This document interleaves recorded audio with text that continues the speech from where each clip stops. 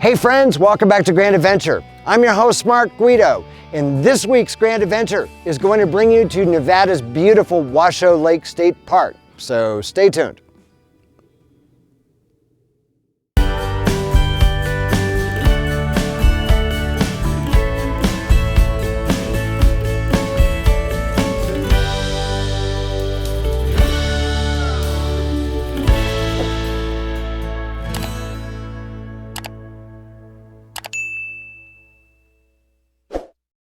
This episode of Grand Adventure is sponsored by the Dyrt PRO. Find the campsite that's right for you, either on the web or in their #1 ranked mobile apps. Get extra features and functionality with an annual membership to the Dyrt PRO. Try it all for free for 30 days with the promo code Grand Adventure.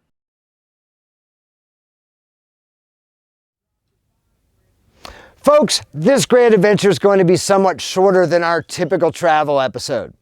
The reason being, we're only here for 3 nights midweek, and that doesn't afford us the opportunity to get out and explore many of the sights, sounds, and history of the area, much like we normally do when we stay somewhere for a complete week. That's really unfortunate because this is actually the home of the Comstock Lode, which was a huge development in the history of mining in the western United States.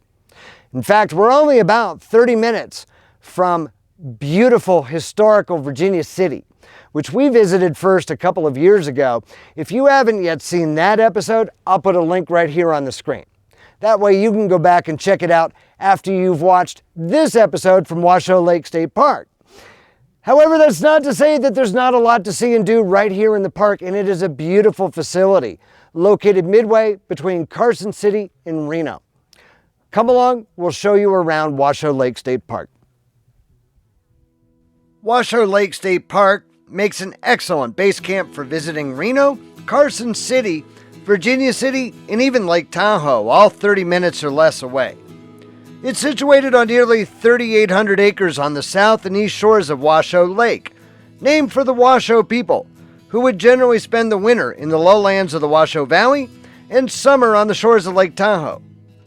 After the discovery of silver in the Comstock Lode near Virginia City, 2 silver processing mills were built in the Washoe Valley near the lake.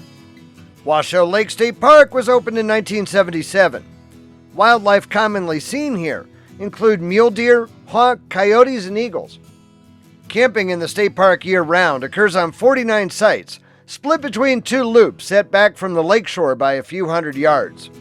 We're in Loop A, closest to the lake, with water and electric hookups, although like many, our site's water hydrant isn't functioning during our visit.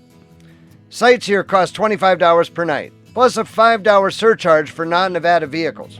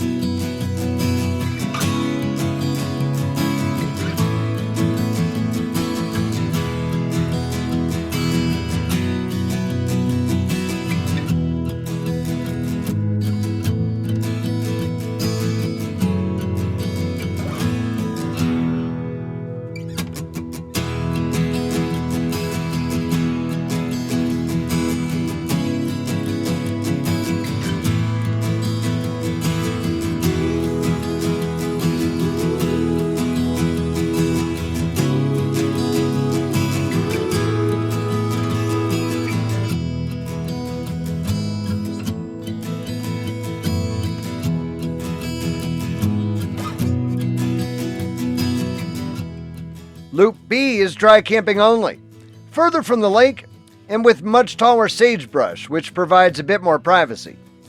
Sites in Loop B cost $15 per night plus the $5 out-of-state surcharge for non-Nevadans.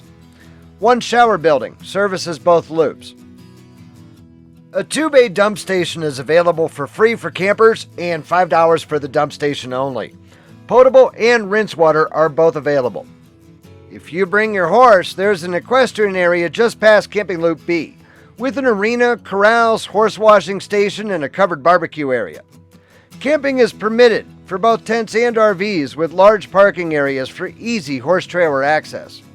For those times when no ranger is in the booth, an automated kiosk near the entrance allows you to purchase a camping permit with a credit card 24 hours per day. All sites are first come, first served, although all Nevada state parks are planning to transition to a reservation system for 2023.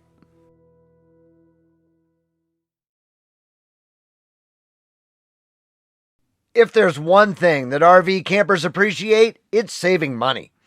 Our video sponsor, the Dyrt PRO, offers travelers up to 40% off per night all across the United States. And instant booking right from thedyrt.com or one of their #1 ranked mobile apps. Our grand adventurers have earned a free 30-day trial of all of the Dyrt's Pro features, including not only camping discounts, but also offline maps, public land map layers, and more, just by using the promo code GRANDADVENTURE. So what do you have to lose? Click on the link below in the video description to try the Dyrt PRO for free today. Washoe Lake's water level varies widely from year to year, as it's only 12 feet deep at its deepest point. In heavy drought years, it may even dry up completely, as it last did in 2004. The lake is fed by several small streams emanating from the Carson Range to the west, as well as ephemeral streams which flow from the Virginia Range to the east. The lake provides habitat for hundreds of migratory and resident species of birds.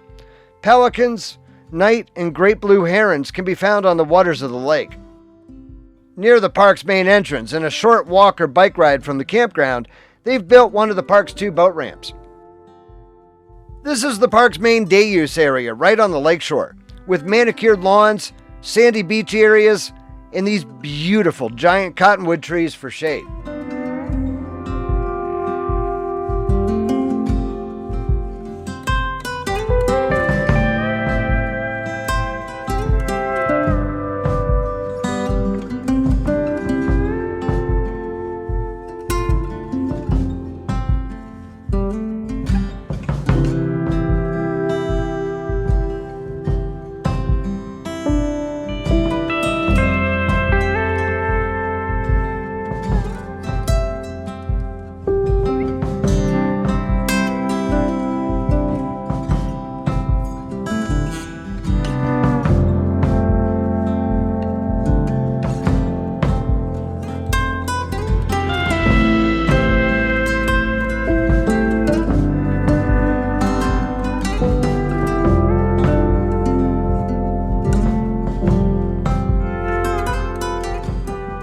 Washoe Lake is popular with windsurfers, kiteboarders, and, lake level permitting, small boat sailors. Here at the northeast end of the lake, near the town of New Washoe City, the state park maintains another boat ramp and day use area.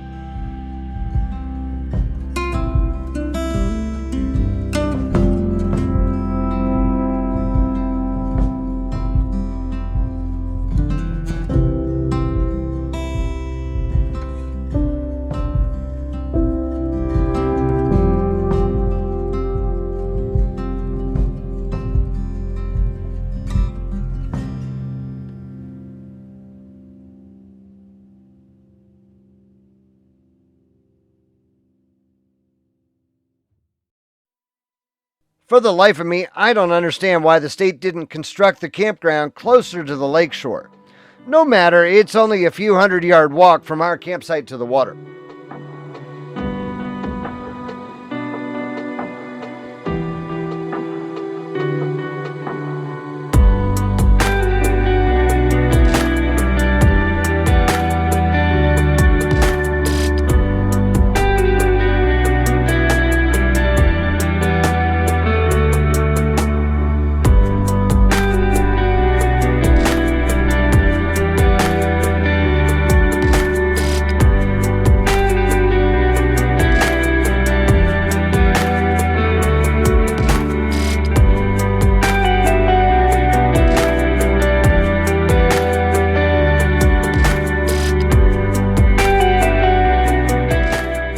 From our campsite, in the distance, we've been watching wild horses traverse these dunes. There's plenty of evidence in the mud that this is where they come to drink.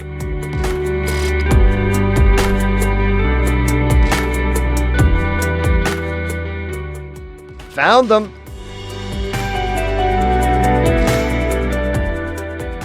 Actually, I didn't have to hunt them down. Had I been a little more patient, I would have found the same pair grazing on the grass a few hours later, right at the entrance to the park. Later still, much to our delight, they found their way right to our campground.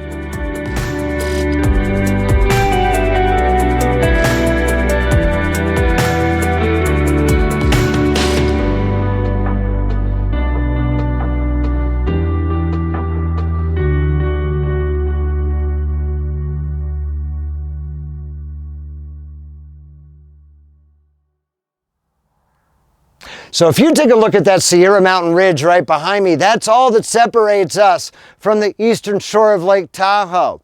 And we're getting ready to pack up here, and we're going to be heading up into the Sierra Mountains, not too far from the shores of Lake Tahoe. So if you're not yet a Grand Adventurer, this is the perfect time. Go smash that little red subscribe button right down there in the lower right-hand corner of your screen.